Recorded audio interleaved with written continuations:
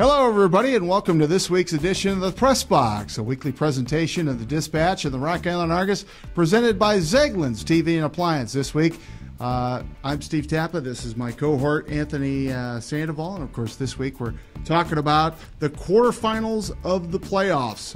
You can tell we're in full playoff beard mode, and of course, Class 5A, the big game for 5A is Geneseo going to Sycamore.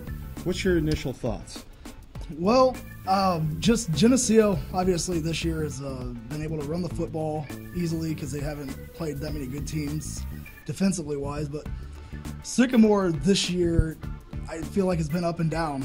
They have a high-powered offense. They've got two guys I've been looking at this week, and Brett Bemis, their quarterback, junior quarterback, last week ran for about 100 yards. He's a dual-threat guy. He can pass the ball, too.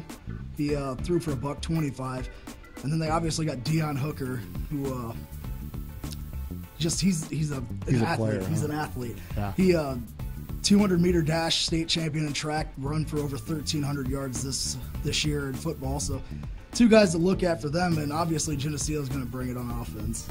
Yeah, looking at the matchup itself, there's plenty of comparative scores to match up. Both have played Sterling and beaten Sterling. Both have played Ottawa and beaten Ottawa.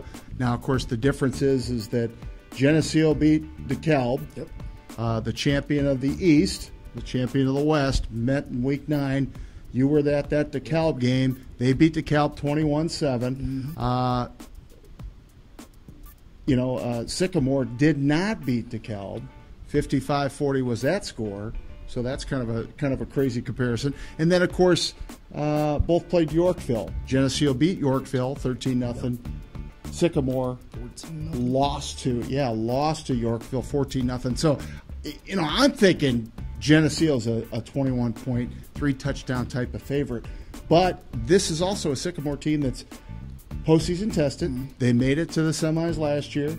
Can they do it again this year? And they're just kind of sneaking up out of nowhere. 5-4 record coming into the postseason. 52 playoff points. Pretty impressive stuff for a 5-4 team.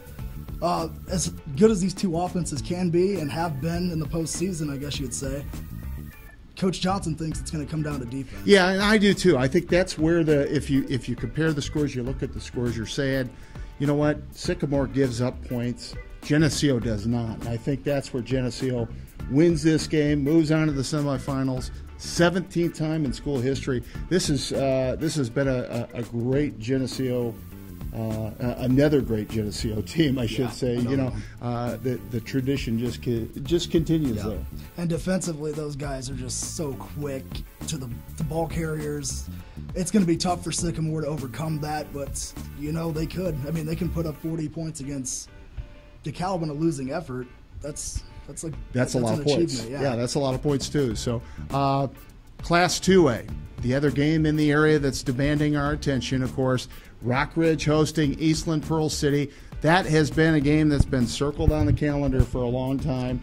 The Associated Press state rankings panel, we were talking about this game all year long. You knew more than likely they were going to meet, and it was even more likely when Sterling Newman got kicked up to 3A that these two teams were on a collision course. And here it is in the quarterfinals, unfortunately. Not a semifinal, not a state title game, but it's a state title game type feel. Yeah, you could say that.